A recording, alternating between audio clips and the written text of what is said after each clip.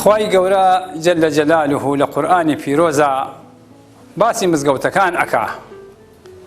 مزگەوت بۆ تەقوا خوا دروستی کردگە، خوا ناوی بردگە.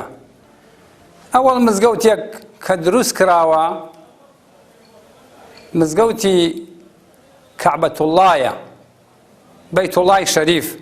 خوای گەورە دروستی کردگە لەسەر ئەم ئەرزا، ئەفەرمێت چەند جارێکیش ڕووخاوە چاکراوە تۆ. جا لەبەرەوە ئەو کەسانە کەوا خەریکی خزمەتکردنی مزگەوتن لای خوا، لای مەلایکە، لای پێغەمبەران سڵاوی خۆیان لەسەر بێ، لای موسڵمانان زۆر بەڕێزن. ئەو کەسانەی کەوا بە شتێکی کەمیش بەشداری ئەکەن لە مزگەوتە، ئەوانە ئیشاءالله خوای گەورە لە بەهەشتا بێبەشیان ناکە و باڵەخانەی جوان جوانی بۆ داناون. پێغەمبەری خۆشەویست صلی الله عليه وسلم ئەفەرمێ من بنا بيتا لله بنى الله له بيتا في الجنة. هەر کەسێ خانەیە بکاتەوە بۆ خانی و بکاتەوە بۆ خوا، باڵەخانەیە بکاتەوە بۆ خوا، بۆ وەکو مزگەوت بێت، ئەوە خوای گەورە باڵەخانەیەکی بۆ ئەکاتەوە لەناو بەهەشتا. ئافرەتی خزمەتی مزگەوتی ئەکرد لە زمانی پێغەمبەر صلی الله عليه وسلم، زۆر بە دڵێکی سافەوە بێگەرد، زۆر بە نیازپاکیەوە خزمەتی ئەکرد. ئەم ئافرەتە وەفاتی کرد. فەرمێ پێغەمبەر صلی الله عليه وسلم خەبەریان نەدایە کەوا بێت لە تەشریعی جەنازەیە ئامادە بێت. ئیتر چەند ڕۆژێکی وەسەراچوو فەرمی ئەو ئافرەتە چی لێ هات؟ تەواو قوربان وەفاتی کرد. فەرمی بۆ خەبەرتان نەداوە من تاکو بەشداری جەنازەکەی بکەم و نوێژی لەسەر بکەین و بۆ ئەوەی کەوا ئامادە بم لەسەر جەنازەکەی. تەواو قوربان کاتەکە درەنگ بۆ حەزمان نەکەوە عەزیەت بکێشی. فەرمی دەبا بچین بۆ سەر قەبرەکەی. هات بۆ سەر قەبرەکەی و نوێژی جەنازەی کرد و ئەفەرمێت فەرمی ئەی ئەسحابەکان ئەبینم ئەم ئافرەتە ئیساها لە بەهەشتا، ئەبینم ئەم ئافرەتە ئیساها لە بەهەشتا بەهۆی ئەوەی خزمەتی مزگەوتی کردی.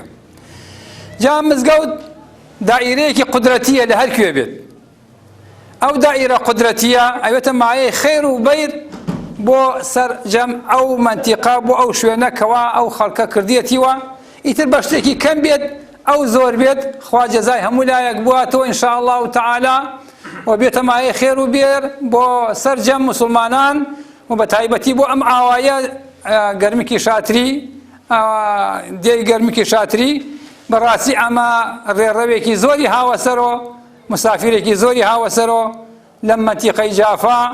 لەبەرەوە پێویستەکە ئێمە سەنا و سوپاسی ئەو کەسانە بکەین کەوا توانیانە خزمەت لە مزگەوتا بکەن. ئەبوو عاسم زۆر سوپاسی ئەەکەین، مامۆستا فەرهاد و هەروەها حاجی ئەحمەد و کوڕەکانی و ئەوەی کە خزمەتی لە مزگەوتا کردوێت. خوای گەورە جەزای بواتەوە ئینشاء الله تعالی. مزگەوت لە ئەرزا ماڵی خوایە، جێگای زیکر و فیکر و دوعایە، مەلائیکە بە جەمع وەکو پەروانە و شەمع زیکری خوای تیا ئەکەن بێ ئەمەی وچان بوون. ڕەحمەت لەو کەسە کەوا مزگەوت ئاوادان ئەکاتەوە. اینجا برادەران موسڵمانان، بەڕاستی ئەو کەسەی دڵی بەلای مزگەوتەوە بێ، پێغەمبەر صلی الله علیه وسلم فەرمێتی ئەو شایەتی بۆ بنەوە ئەهلی ئیمانە. و بەڕاستی مزگەوت کەشتی بەهەشتیە، تیاکۆ ئەبنەوە دەستەی بەهەشتی. داواکارین لە خوای گەورە، خوای گەورە ئەم مزگەوتە بکاتە خێر و بێر و برژێنەوە سەر موسڵمانانە بە تایبەتی بۆ ئەم مەنتیقە و ئەم ئاوایە و بۆ ئەم دێیە ئینشاء الله. و هەروەها سوپاسی تەلەڤیزیۆنی پەیام ئەەکەین کە توانیانە هەڵسن بە ئەم خزمەتە و زۆر داوای موفەقی لە خوای گەورە ئەەکەین بۆیان. خوا موفەقتان کا و سەربەرز و هەر سەرفراز بن لە هەردوو دنیا ئینشاء الله. دیارە ئەمڕۆ کردنەوەی مزگەوتی گەرمێکی شاتری سوپاس بۆ خۆی پەروەردگار کە توانیمان لە ماوەی دەمانگە بە هاوکاری خەڵکی دیەکە، خەڵکی گوندەکە و خەڵکی خێرخواز و مامۆستایانی مەدرسەکە توانیمان ڕوبەڕووی ئەم مەدرسە مزگەوتێکی خنجیرانە دروست بکەین بۆ خەڵکی ئەم دیەیە.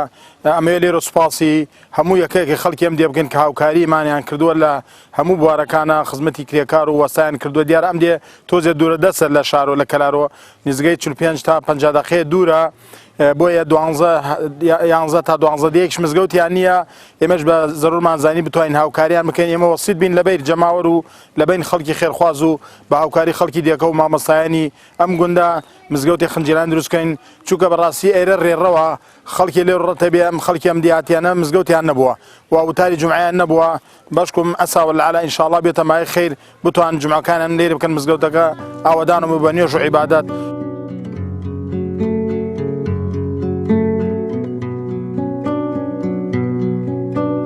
توانیمان بە هاوکاری خێرخوازان دوای ماوەیەکی زۆر کە مزگەوتیتیانە بوو ئەم دێ و دیەکانی دەوروبەری کە نزیکەی 6 تا 7 گوندێ مزگەوتیتیانە پش بەخوا توانیمان بە هاوکاری خێرخوازان ئەم مزگەوتە تەواوکەین بە هاوکاری هاوکارم کاک ئەبوعاسم حاجی بورهان وە دەستخۆشی لە هەموو یەکێن و خەڵکی گوند دەستخۆشیان لێکن بە تایبەتی توانیان هاوکارێکی باشی مەبن و ئەوەش بەرهەمی ئەو خێر و خێراتەیە و ئەو خێرخوازانەیە کە توانیان هاوکاری مە بکەن پشت بەخوای ئێمەش توانیمان تەواوی بکەین و مزگەوتەکە ئاوادانکەین و ماڵێک لە ماڵەکانی خوا ئاوادانکەین و دەستخۆشی لە خێرخوازانەکەین کە مزگەوتیان بۆ دروست کردین مەمنونیانین وە چەند خەڵکی زۆریش لەم دەڤرا ئیسفادە لەم مزگەوتە ئەکات دەوروبەرمان چەندەیەکی هاتیە هیچ دێکی مزگەوتی تیان نییە وەکو خاڵەبەک وەکو کیژۆک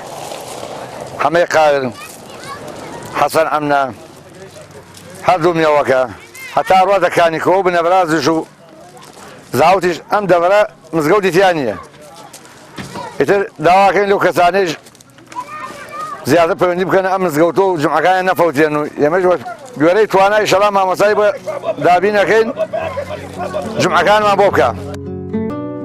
زۆر پێ خۆشحاڵم بۆ مزگەوتە کەسە لەسەر دەستی خێرخوازان وام چەند گوندە کریاتوو ئێمە زۆر پێخۆشحاڵین کە ئەم مزگەوتیانە بۆ کردینەوە و چەند گوندێکیش لە دەوروبەرمانە هەیە 6 حوتەوەدە دیها لە دەورمان هەیە کە ئیسای ئەم مزگەوتە هەیە لە ناوڕاستی دیەکانە جاداوا لە خێرخوازانەکەم هیمەتێکیش بووە بۆ ئەو دیانە کە مزگەوتێکیان بۆ بکەنەوە بەکو ئێمە زۆر پێخۆشحاڵین.